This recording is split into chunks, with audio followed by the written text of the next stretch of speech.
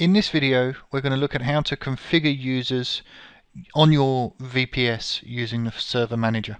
So here we are looking at the VPS that we've got created for the purposes of these videos, and we're actually going to launch the server manager. Normally you'll find it down here on the taskbar right next to the start button, but if not, just go to the start and search for server manager. There it is, and open it up. Let's just move this up so it comes onto the screen properly. Apologies that the screen is a bit small for this video. Now, if we look down the tree here on the left, we can see that configuration needs to be expanded, and then local users and groups. So a fairly logical place to go here. We're going into users. We can create a user by simply right clicking, selecting add user, putting in the username. Now the username is what you would log on to on the machine. Okay, so if we call it test, we'll call it all one word just because it's easier, test user. Full name and description are optional. Passwords need to be entered, and there is a minimum criteria of passwords which include letters, numbers, uppercase, lowercase and symbols, so they need to be relatively complex. But generally speaking, with access to the VPS, you want passwords to be as complex as possible, because you really don't want to be giving too many people access to your server, and those who do have access really need to be made to work for it. You can set these settings as you wish, but we'll just hit create and we'll close that dialog, and there's our new test user.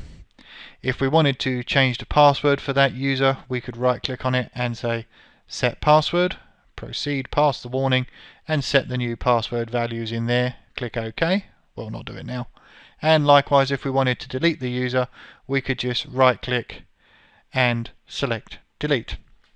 Now, once you've got a user created, you need to assign the user to be members of one or more groups, either the users group or the administrator group or any other group that you choose to create in the groups list here, which is done in exactly the same way. You right click new group, you say let's say these are employees for example, and then we can just optionally add users here. We had one called test user, so we'll type that in, check name so it comes up correctly.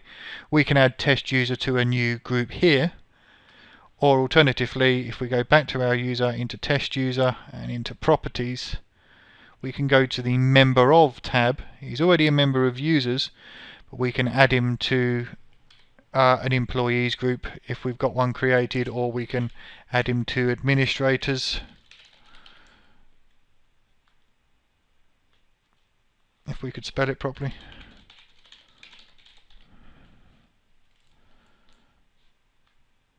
There we are. So we could make this user an administrator if we wanted to by applying. Remember that if you do create a group and you add users to that group, you will need to specify permissions on various resources like directories and files to the group.